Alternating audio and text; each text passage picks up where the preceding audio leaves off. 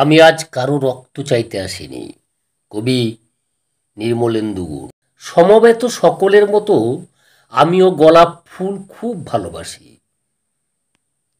Race course পার হয়ে যেতে এই সব গোলাপের একটি গোলাপ গতকাল আমাকে বলেছে আমি যেন কবিতায় শেখ মুজিবের কথা বলি। আমি তার কথা বলতে এসেছি। শহীদ মিনার থেকে খসে পড়া একটি রক্তাক্ত ইট গতকাল আমাকে বলেছে আমি যেন কবিতায় শেখ মুজিবের কথা বলি। আমি তার কথা বলতে এসেছি। সমবেত সকলের মতো আমিও পলাশ ফুল খুব ভালোবাসি। সমকাল পার হয়ে যেতে সদ্য ফোটা একটি পলাশ গতকাল কানে কানে আমাকে বলেছে আমি যেন কবিতায় শেখ মুজিবের কথা বলি। আমি তার কথা বলতে এসেছি। শাহবাগ এভিনিউর ঘূর্ণায়িত জলের ঝর্ণাটি আর্তস্বরে আমাকে বলেছে আমি যেন কবিতায় শেখ মুজিবের কথা বলি। আমি তার কথা বলতে এসেছি।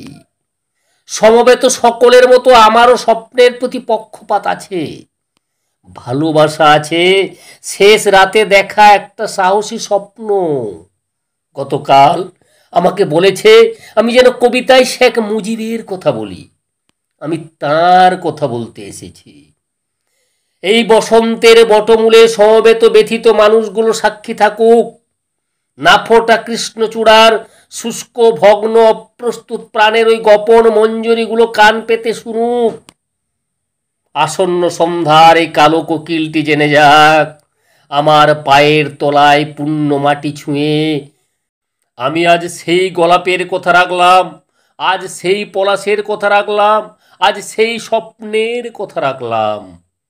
আমি আজ কারো রক্ত চাইতে আসিনি, আমি আমার ভালোবাসার কথা বলতে এসেছিলাম।